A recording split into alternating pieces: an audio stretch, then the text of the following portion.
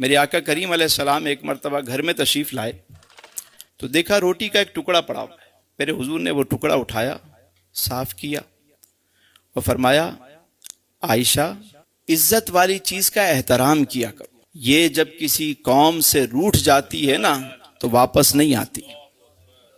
اب آپ دیکھیں کہ ہمارے ہاں کتنی بے قدری ہوتی ہے رزق کی. کہتے ہیں یار مفت کا کھانا مل گیا. مفت کا ملا ہے تو آپ نے جتنا آپ کا شکم ہے آپ اتنا ہی تناول کریں گے نا, نہ کہ آپ ضائع کریں گے اسے. دسترخوان سے اٹھا کر کھانا اس میں مغفرت کی بشارت ہے.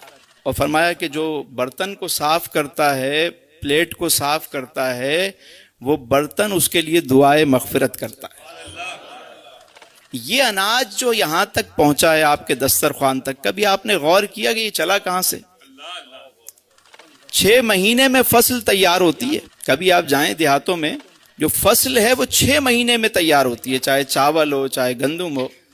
اب فصل پک گئی, اس کے بعد وہ کئی پروسیس سے گزر کر جو ہے وہ چکی تک آتی ہے, پھر وہاں اس کو فائن کیا جاتا ہے, پھر وہ پیکنگ, پروسیسنگ, پھر مارکیٹ, کئی ہاتھوں سے ہوتے ہوئے آپ کے گھر تک پہنچی.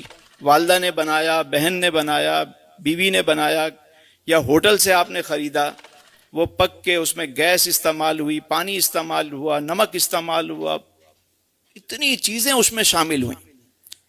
اور پھر وہ جب آپ کے سامنے کھانا آتا ہے تو آپ اسے اگر ضائع کر دیں گے, یہ لقمہ جو یہاں تک آتا ہے نا سہیل بھائی, جب ہمارے سامنے لقمہ آتا ہے تو اللہ نے یہ جو ہاتھ دیے ہیں نا ہمیں, سب سے پہلے یہ ہاتھ ہمیں بتاتے ہیں, یہ سینسر بتاتے ہیں یہ گرم ہے ٹھنڈا ہے, اس کو لے کے جانا چاہیے منہ میں یا نہیں لے کے جانا چاہیے.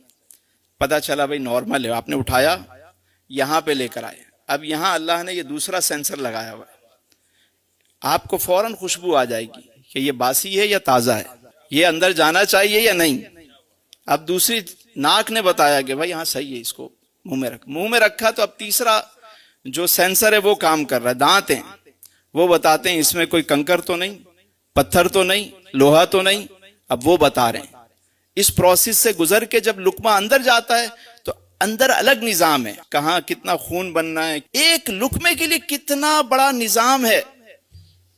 اللہ کی کیسی کیسی نعمتیں ہیں.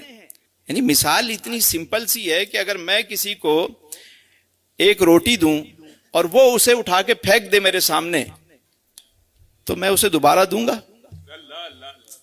خالق کائنات نے رزق دیا, رزق پہنچا ہمارے سامنے گرما گرم,